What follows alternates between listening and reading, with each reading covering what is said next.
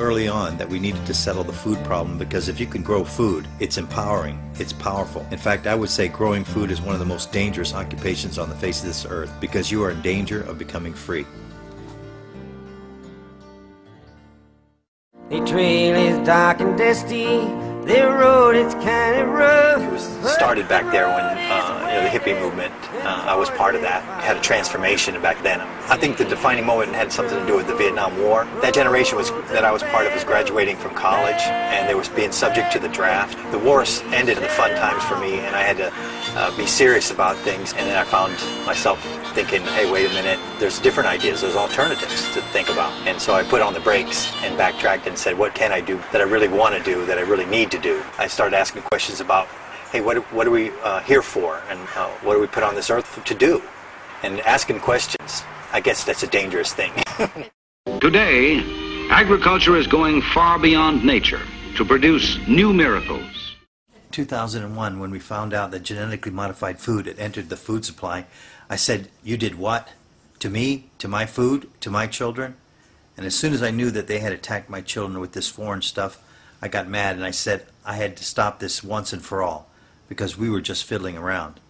This was a seminal moment that I said I'm not going to take this any longer. I knew I couldn't do much about the air we breathe and the water we drink, but when it came to putting this alien food into my children's mouth, I wasn't going to let that happen. So I said we are going to grow as much food as we can here.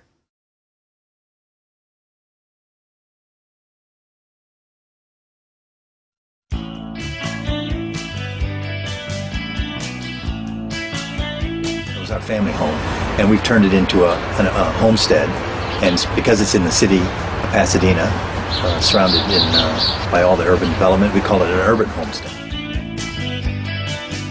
We have a major street. We're right by Old Town Pasadena. Another freeway comes through here, so we're smack dab between two freeways. We're on 1/5 of an acre here, but 1/10 is cultivated. So our property is 66 by 132.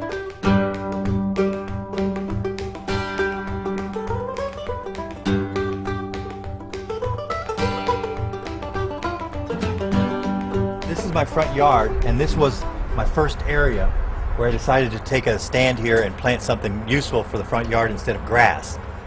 I said that grass was costing me too much money and water, too much time. It never looked that good, and I decided to make some changes. My lawn fell victim to 6 inches of mulch. Okay, you see that? Can you tell any difference? A lot of people start looking at how we're growing food, because we grow 6,000 pounds of fruits and vegetables a year on 1/10 of an acre of cultivated land. You know, you have to rethink the possible. We're showing them that you can start where you are and do something different.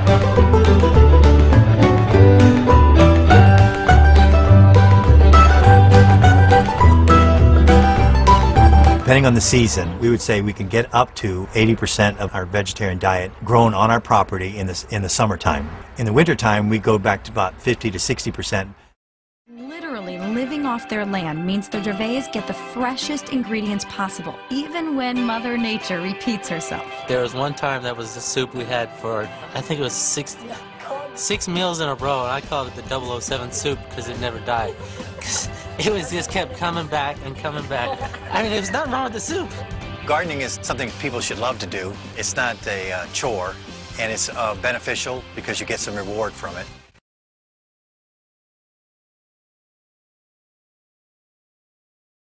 They say the average salad travels 1,400 miles to get to the table.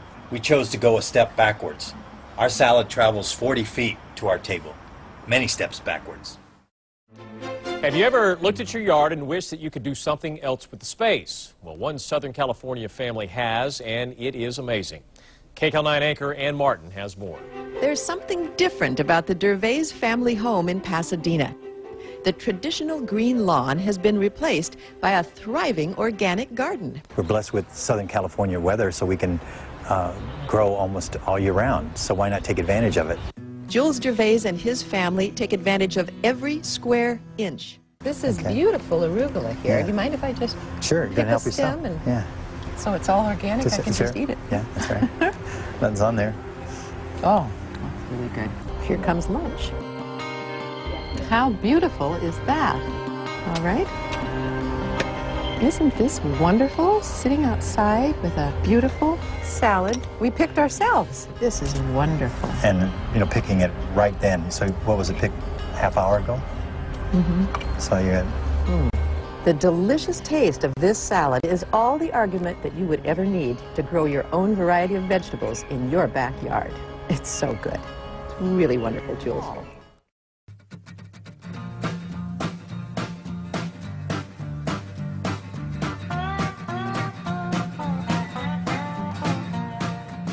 People have been doing this for a long time, and they used to plant victory gardens in World War II. It went out of style when you know, we could get produce from all around the world. Mm-hmm. But now we have to ask ourselves the question, do we want to get produce from all around the world? Do we want to get produce out of season? Do we want to have corn when corn does not grow in your local area? So just making that choice of buying in season, you're making a conscious choice to say, no, that food has got to be grown in this area or in this climate zone, and you're not going to get it from some other country, another part of the world. You're choosing to, you know, eat where you live, and that choice can make a big difference.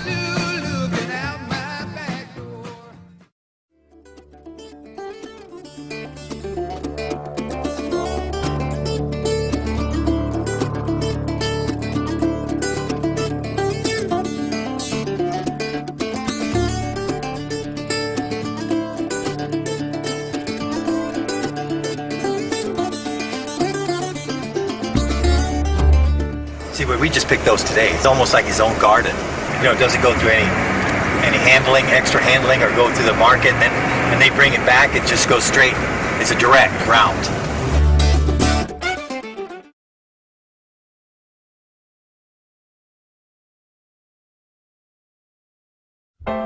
Got a package full of wishes.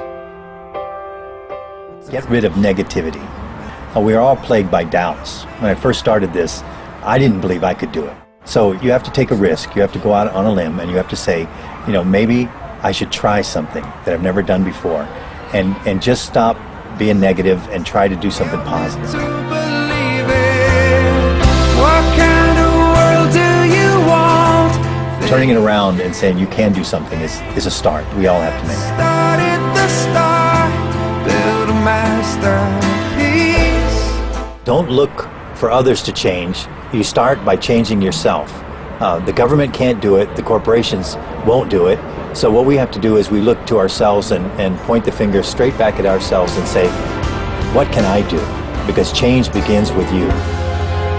History starts now.